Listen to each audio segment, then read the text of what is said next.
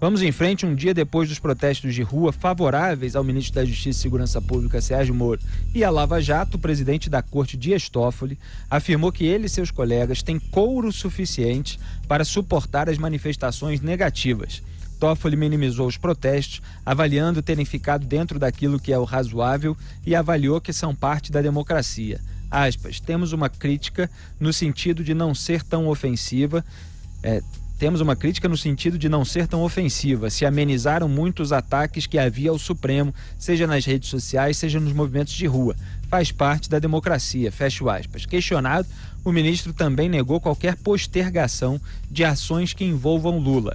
Um dos temas a serem julgados pelo Supremo e que pode ter impacto na situação do ex-presidente presidiário é a prisão após condenação em segunda instância da Justiça, que pode vir a ser analisada ainda neste ano. O assunto não consta da agenda prévia do segundo semestre, divulgada pelo Supremo, mas, segundo Toffoli, há janelas em que julgamento pode ser encaixado.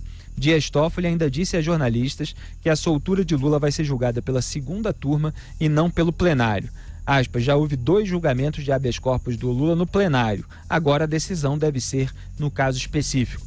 Fecho aspas. É isso que eles sempre tentaram, os advogados do Lula e o ex-advogado do PT, Dias Toffoli, que hoje é presidente do Supremo Tribunal Federal, porque na segunda turma do STF há mais chances. E haveria mais chances ainda se o Dias Toffoli ainda estivesse na segunda turma. O Lula deu esse azar do Dias Toffoli migrar para a presidência da Corte e a Carmen Lúcia ser deslocada para a segunda turma. Então o que a gente tem foi exatamente o que aconteceu no outro dia, em que eles votaram sobre libertar ou não o Lula enquanto não se julgava a liberdade do Lula, que foi assim um caso talvez inédito na justiça brasileira, um absurdo completo a tentativa de manobra do Gilmar Mendes. Então a gente tem o Luiz Edson Fachin e a Carmen Lúcia contra a soltura do Lula, provavelmente, no eventual julgamento propriamente dito do HC, e o Gilmar Mendes e o Ricardo Lewandowski, que já demonstraram por A mais B que estão loucos para soltar o Lula, já queriam soltar antes de julgar o habeas corpus. E quem é o fiel da balança, o voto de Minerva, como se diz,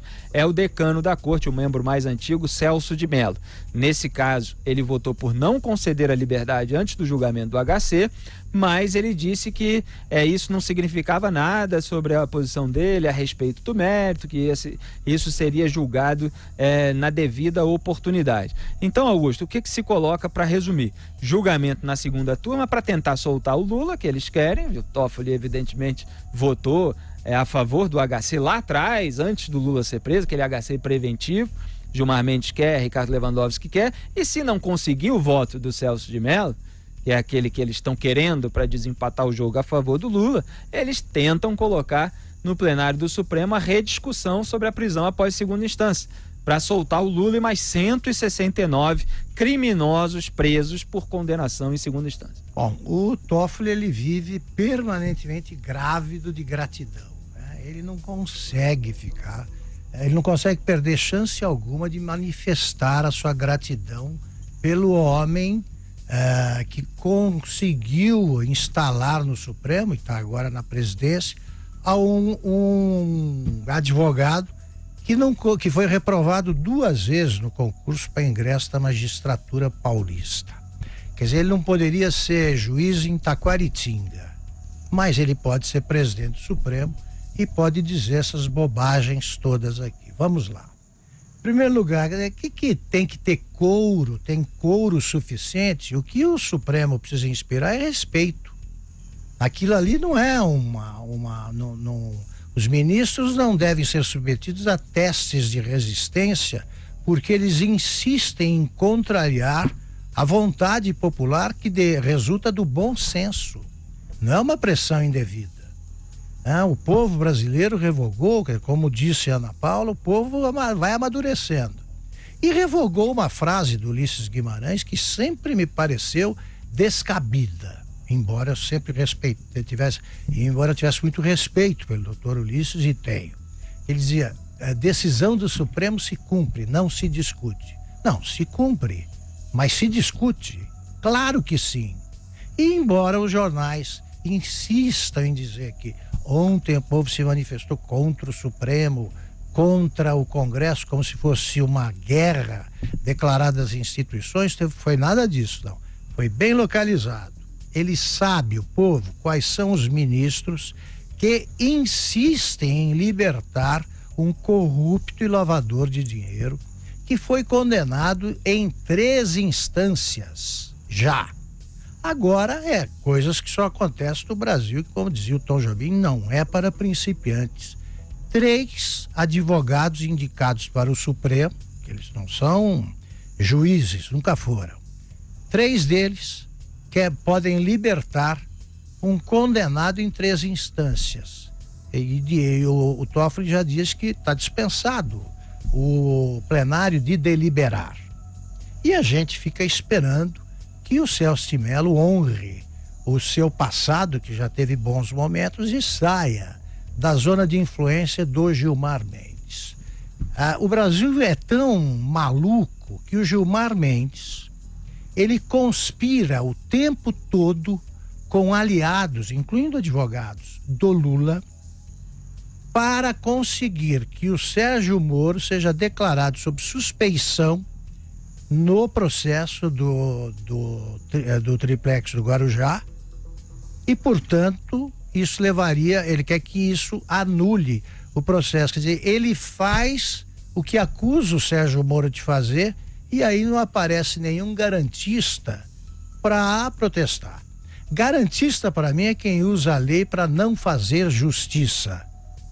Tá? O que o Sérgio Moro fez até agora, trataremos disso mais tarde, foi deixar muito claro que, ao constatar a existência do maior esquema corrupto da história, convém repetir, era preciso encontrar maneiras de punir essa gente.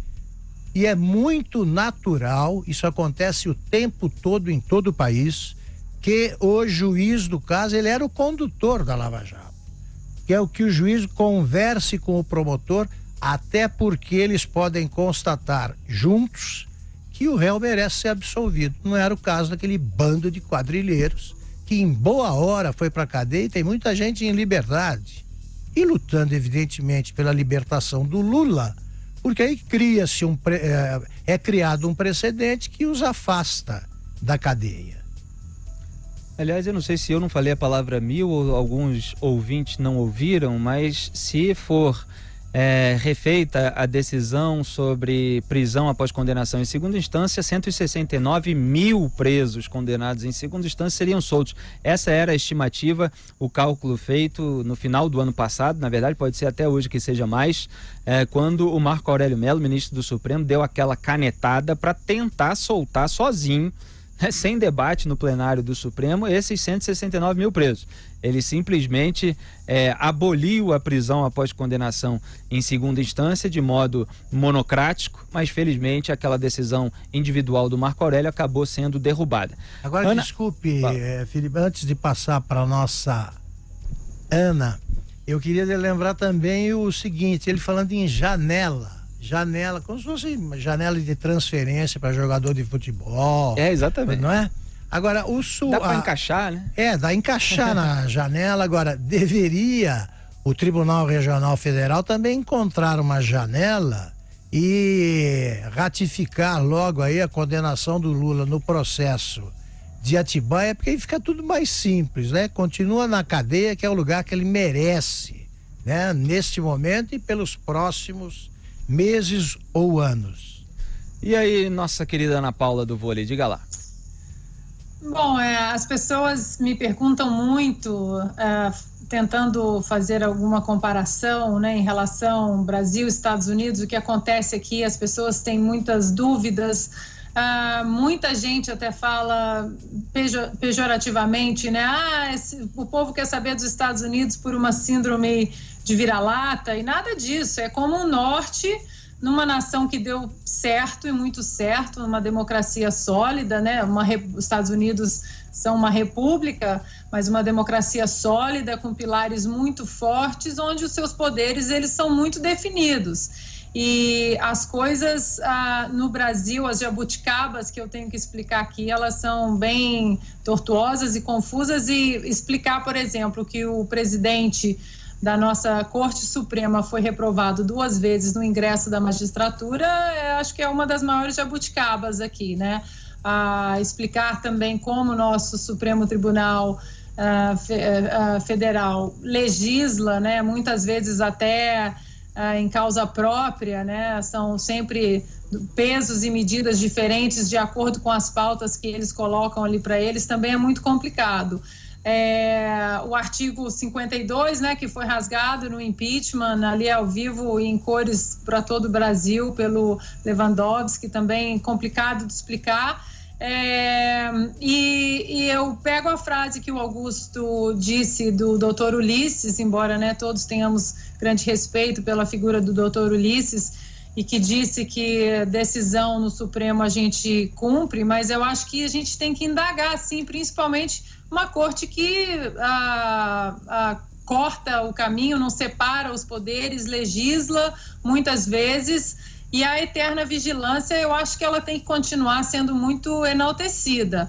Aqui nos Estados Unidos, a população fica em eterna vigilância, nível estadual, nível municipal até, nível estadual, e principalmente nível federal, né? Eu acho que a partir do momento que essa eterna, que o Congresso sabe, a Suprema Corte tem a ciência de que o povo está em eterna vigilância, eu acho que isso é muito válido, né? Muitos tentam desmerecer essas manifestações das ruas, dizendo que a articulação política em Brasília é o mais importante. Eu acho que tudo faz parte de uma democracia, de uma maturidade e de um crescimento como nação. As pessoas nas ruas, acho que a gente está começando a mostrar essa maturidade e mostrar que a articulação política em Brasília, ela vai obedecer o que o povo está vigiando, o que o povo quer. Então, para a gente ter os Estados Unidos como norte, as pessoas me perguntam muito, eu acho que a principal coisa que eu responderia é essa eterna vigilância que o brasileiro está aprendendo a aplicar diariamente e criticando o Congresso com razão, com respeito, com maturidade, mas em eterna vigilância.